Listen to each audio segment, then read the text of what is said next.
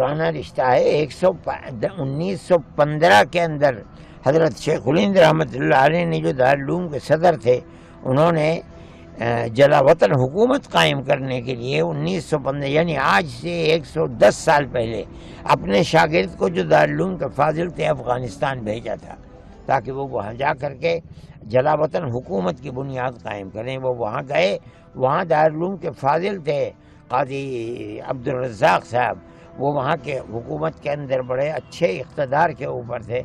उन्होंने इनको मीर हबीबुल्लाह मरहूम से मिलाया और उसके बाद जा कर के बातचीत हुई, जिसके ऊपर हुकूमत बनी है। और वो हुकूमत जलावतन हुकूमत थी, जिसके सदर बरकतुल्लाह थे और वो प्रताप सिंह थे, और इसी तरह वज़ीर ख़ारजा हमारे मौलाना उबैदुल्लाह सिंधी थे। इसलिए हमारा ताल्लुक़ अफ़गानिस्तान से इल्मी और तालीमी भी है, और इसके साथ साथ जो जिहाद आज़ादी के लिए हमारा किरदार था, उस किरदार से उन्होंने फ़ायदा उठाया।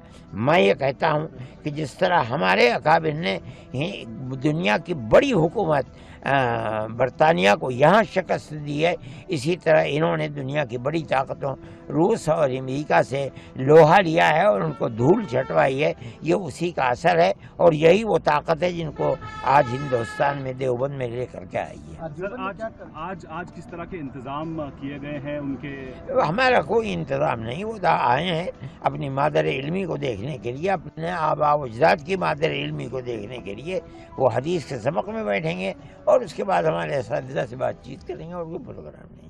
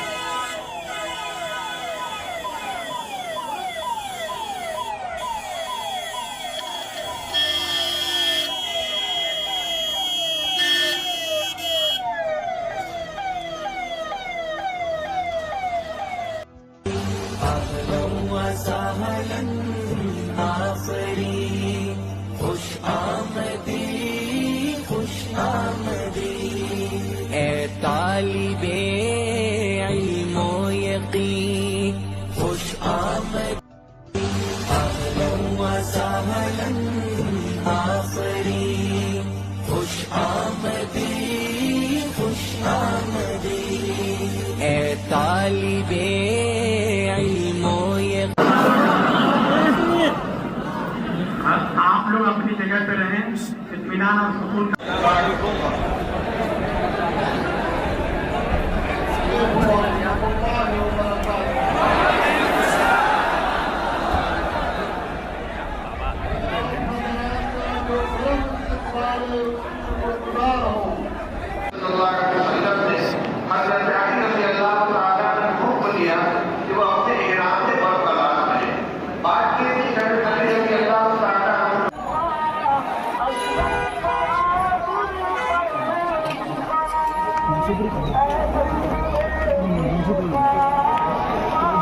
है।